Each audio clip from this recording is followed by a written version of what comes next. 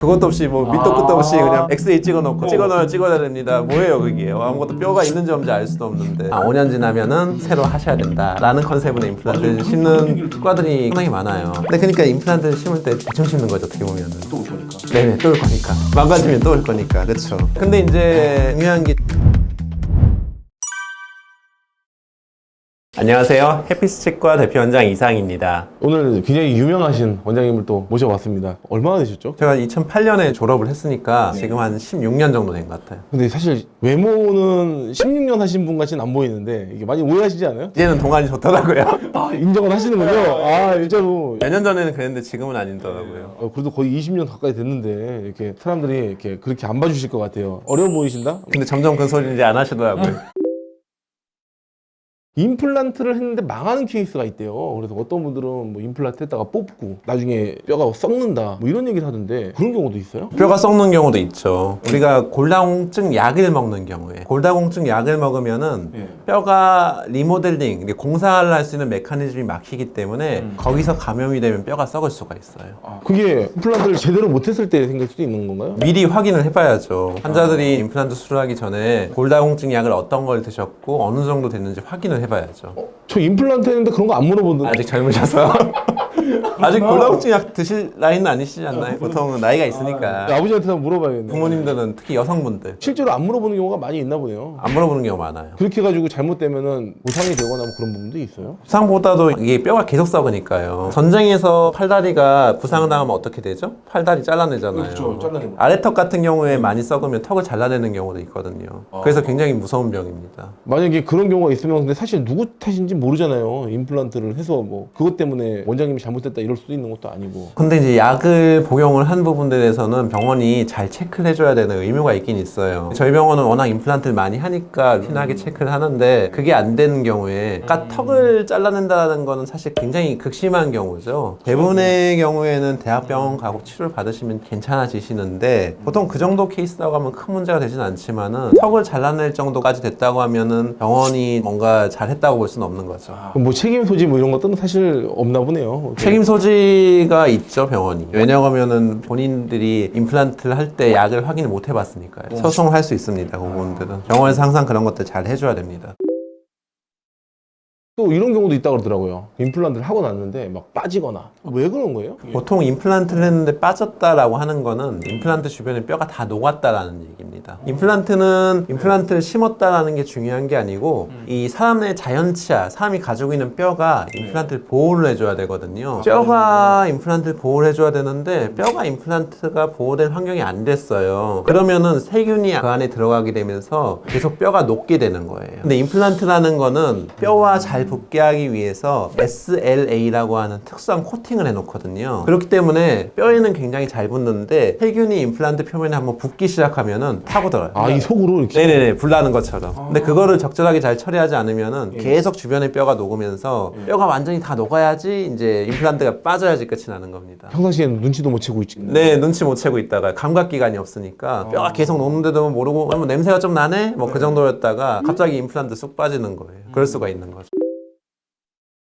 그럼 임플란트 한 다음에 뭐 그런 거를 체크하는 방법도 있나요? 뭐 우리가 자동차를 구입을 하고 나면은 몇 킬로 타고 나면 정기 검진을 하잖아요. 정기 검진을 해야지 오래 타죠. 임플란트도 아까 얘기했던 그런 문제들이 있기 때문에 병원에 가서 정기 검진을 잘 해주지 않으면은 나는 모르는 거예요. 여기 이제 염증이 생겨서 뼈가 다 타고 있는데 모르는 거죠. 그러다가 이제 문제가 생기는데 그게 아니라 병원에 가보면 엑스레이 찍어보면 바로 나오거든요. 그러면은 이게 보통 말 안 하면 안 해주잖아요. 보통 해줘야죠. 보통 일반적인 치과에서 다 해줍니다. 병원에 가서 정기검진을 한다고 하면은 싫어할 병원이 없어요. 근데 병원도 종종 가고 스케일링도 받았다 그러더라고요. 근데도 발견 못하는 경우가 있어요? 그런 경우는 굉장히 드물죠. 보통 이제 정기검진을 해보면은 대부분 원인이 나오기 때문에 갑자기 문제 생기는 경우보다도 대부분 뭔가 문제가 있어요. 자세히 안 봤으면 모를 수도 있죠. 엑스레이를 찍어야 하는 거예요? 엑스레이 찍어야 알죠. 스케일링은 안 나와요? 임플란트는 뼈에다 심은 거니까 뼈를 일단 봐야 돼요. 스케일링은 보통 엑스레이 찍거든요. 그렇기 때문에 이제 보통 스케일링 받으러 가도 엑스레이를 찍으니까 알게 되죠.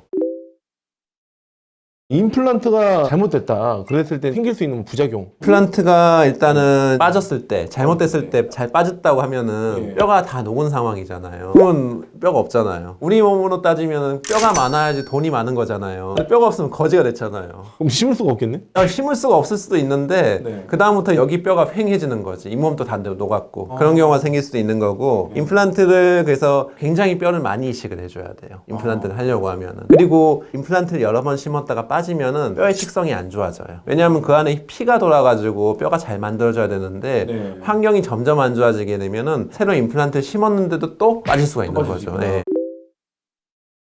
들어서 이제 망했다. 여기 임플란트가 진짜 다 빠졌어요. 막 불이 났어요. 근데 발견을 했는데 그거를 불이 나다가 끄는 방법이 있어요. 끊을 방법 있죠. 이미 탔잖아요. 탔는데 이제 그걸 깨끗하게 청소를 해줘야지. 물을 뿌려가지고 청소를 해주는 거지. 아까 얘기했듯이 잇몸을 열어가지고 임플란트 표면이 오염돼 있잖아요. 표면을 깨끗하게 해주고 어떤 경우에는 뼈 이식을 좀 더 해줘서 그걸 이제 복구를 시켜주면은 더 오래 쓸 수도 있습니다. 숲이 불났다고 숲을 다 태우진 않잖아요. 어떻게든 간에 꺼가지고 회복시키잖아요. 나무도 심고. 네, 그렇게 할 수 있죠. 일반적으로 이제 체크를 하는 그 시기를 어느 정도로 보세요? 최소한 1년에 한 번씩 꼭 해야 됩니다. 그리고 가급적이면 6개월에 한 번씩 해주는 게 제일 좋긴 좋아요. 왜냐하면 입안에 치석이나 이런 것들이 쌓이는 기간이 6개월이면 쌓이기 때문에 다른 데 검진을 받을 수도 있고 임플란트라고 하는 게 어떠냐고 하면은 괜찮다가 갑자기 어느 날 보면 뼈 확 녹아버리거든요. 그렇기 때문에 괜찮다라고만 생각하면 안 되고 괜찮으니까 몇 년 후에 오세요가 아니라 괜찮았는데 몇 년 후에 보면 확 녹아 있는 거예요. 그럴 수도 있기 때문에 제 생각에는 1년에 한 번은 꼭 스케일링도 1년에 한 번은 나라에서 해주거든요. 그래서 자기 부담금만 내면은 건강보험을 받을 수가 있어요. 그때 가서 체크하면은 확실하게 되는 거죠. 저도 치과를 좀 많이 다녀봤거든요. 근데 저는 이제 스케일링 할 때도 전체적으로 다 찍는 게 아니라 이렇게 부분적으로만 찍기도 하더라고요. 부분적으로 찍는 경우도 있죠. 근데 입안에 임플란트가 있으면 전체적으로 한번 찍어봐야죠. 얘기를 하시는 게 좋습니다. 체크를 해달라고 얘기를 하시는 게 좋고. 근데 제일 중요한 게 그 각 치과마다 가지고 있는 시스템이 차이가 나기 때문에 맞아요. 사실 내가 임플란트 심었던 치과에서 정기 점검을 받는 게 제일 좋아요. 아, 그럼 해달라고 얘기를 해야 되겠구나. 그렇죠. 거기 가가지고 이제 스케일링 받아달라고 얘기를 하면은 스케일링 하시면서 왜냐하면 문제 생기면 그 치과가 골치 아프잖아요. 빨리 해결을 해주려고 하겠죠. 뼈이식 권하는 치과 이게 임플란트 사기인 경우가 좀 있다는데 어떻게 보세요 이런 거? 저는 어떻게 생각하냐고 하면은 우리가 이제 치아를 빼고 나면은 많은 치과에서 기다린다라고 얘기를 하거든요. 근데 기다렸을 때가 제일 안 좋아요. 왜냐하면 기다리면은 우리 치아를 빼고 나면은 뺀 자리에는 뼈를 만들 수 있는 포텐셜이 있어요. 잠재력이 있거든요. 그걸 다 빼먹는 거야. 뼈를 더 조금만 더 치료를 하면 뼈가 굉장히 많이 생기고 좋은 잇몸이 많이 생기는데 이를 빼고 나서 가만 놔두면은 뼈도 쪼그라들고 잇몸도 쪼그라듭니다. 형태가 변하는 거예요. 형태가 변해서 쪼그라들어 있는데 이 쪼그라든 거를 원래 상태로 회복하는 게 더 어려워요. 포텐셜이 남았을 때 이 뺀 자리에다가 뼈를 적절하게 잘 이식을 해주면은 굉장히 훌륭한 뼈를 아프지 않게 편하게 할 수가 있는데 쪼그라든 상태에서 포텐셜을 어디서 만드냐고 하면은 뼈는 피에서 만들어지거든요. 그러면은 피는 우리 몸의 뼈에 저 안쪽에 물렁물렁한 뼈에 있어요. 뼈에다가 다 구멍을 뚫어주고 잇몸을 벌려가지고 너덜너덜하게 해서 뼈 이식을 굉장히 많이 해줘야지 뼈가 생깁니다. 근데 이제 그게 되게 어려운 거예요. 거기가 이제 더 망가지기 전에 그러니까 우리가 일반적으로 생각하는 거와 다르게 이를 빼고 나면은 전체적인 뼈의 포텐셜이 상당히 떨어지기 때문에 적절한 시기에 뼈 이식을 해주는 게 굉장히 좋습니다. 근데 이제 그 치과에서 어떤 목적을 가지고 뼈 이식을 권했는지는 몰라요. 근데 저희 치과에서 보는 관점은 그런 거죠.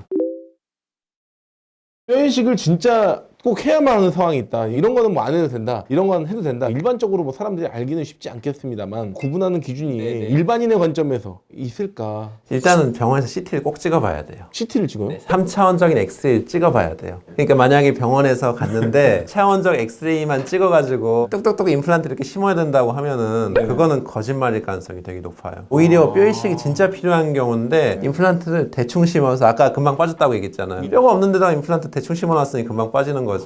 그러니까 중요한 게 3차원적인 엑스레이를 우리가 치과에서 쓰는 CT를 CBCT라고 하거든요. 순빔 CT라고 하는데 이걸 찍어서 이 부분들의 뼈가 어느 정도 있는지 확인을 해봐야 되고 저희 병원 같은 경우에는 임플란트의 뿌리를 시뮬레이션을 해요. CT는 3차원적이니까 그 위치가 정확하거든요. 그걸 시뮬레이션 해보면은 그 픽스처라고 하는 뿌리 주변에 뼈가 얼마나 필요한지 바로 볼 수가 있거든요. 그러면 당연히 그걸 가지고 환자분들한테 보시면 뼈가 이 정도 필요합니다 라고 얘기하고 뼈 이식을 하면 하면 되지만은 그것도 없이 뭐 밑도 끝도 없이 그냥 엑스레이 찍어놓고 찍어야 됩니다. 뭐예요 그게? 아무것도 뼈가 있는지 없는지 알 수도 없는데. 저는 이제 CT가 그렇게 많은 병원에 다 있거나 그러진 않거든요. 요즘에는 거의 다 있어요. 큰 병원만 경험하신 거 아니에요? CT 없이 임플란트를 심는다라고 하는 거는 거의 제가 볼 때 눈 감고 임플란트 심는 거랑 비슷한 이야기이기 때문에 왜 구석기 시대로 들어가서 임플란트를 심어야 되는 거죠? 그 환경을 안 만들어줬는데 꾸역꾸역 넣었어. 1년, 2년까지는 괜찮은데 3년 지나기 시작하면 이제 그때부터 하르륵 녹기 시작하는 거예요. 뼈가 임플란트를 보호해줘야 되는데 세균이 들어가서 침투가 돼버리니까 임플란트는 한번 불 붙으면 계속 붙는다고 했잖아요. 장작 같은 거예요. 세균이 들어가면 계속 녹는 거예요.